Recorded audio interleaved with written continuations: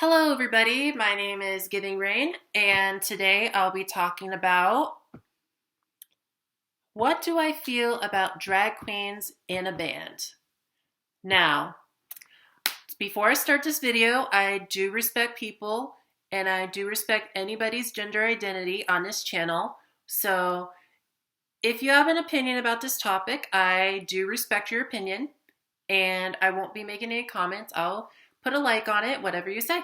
So, my opinions about drag queens forming a band. I think it's a cool idea. I think it's kind of a unique way to take on drag. I do think it's a good idea. I think it's a fair opinion. And yeah, I do think it's a cool idea. But just a heads up, I am not going to be in a band or anything. I am satisfied with being a solo act. So just want to give you the heads up about that.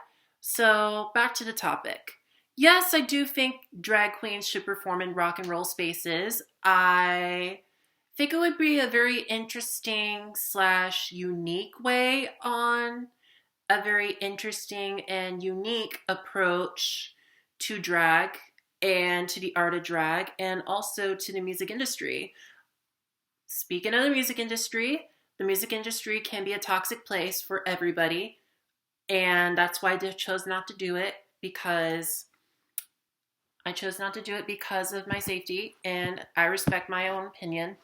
So yeah, I'm private. So I'm a Drew girl, not quite, sort of. And this is how I feel about certain topics. Yes, drag queens should be allowed in rock and roll spaces.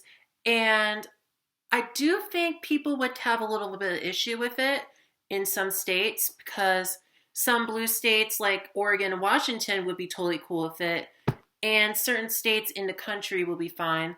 But it would totally be limited because I think because of the drag queen anti-gay laws going around, I think places where these type of performers can perform would be very limited. I'm not saying you should do it, but if you want to do it, I respect that opinion. And yeah, so that's my opinion on that. I do think drag queens should perform a rock band. I think that'll be kind of cool. And I think that would be very interesting for other people. I love the art of drag. And I think that would be a very cool idea, but not for me. But I think anybody that does that in the art of drag and in music, in hardcore music, and in the hardcore music, that's a win-win. That's a win-win situation. Anyhow, let's talk about the conservative point of views. I think people are going to have a little bit of an issue with it. Hold on just 1 minute.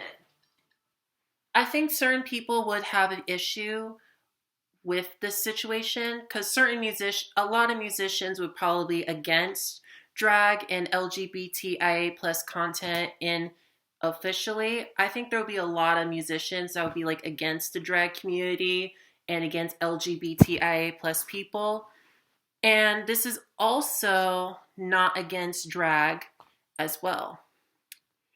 Anyhow, I do think some rock musicians probably would have agreed with Matt Walsh and Ben Shapiro that drag doesn't exist and they're taking away our spaces and we're grooming children and blah, blah, blah.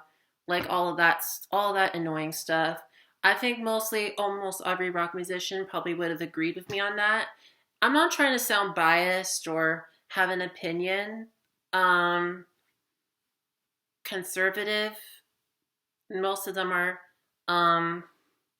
conservative, I guess. Yeah, conservative.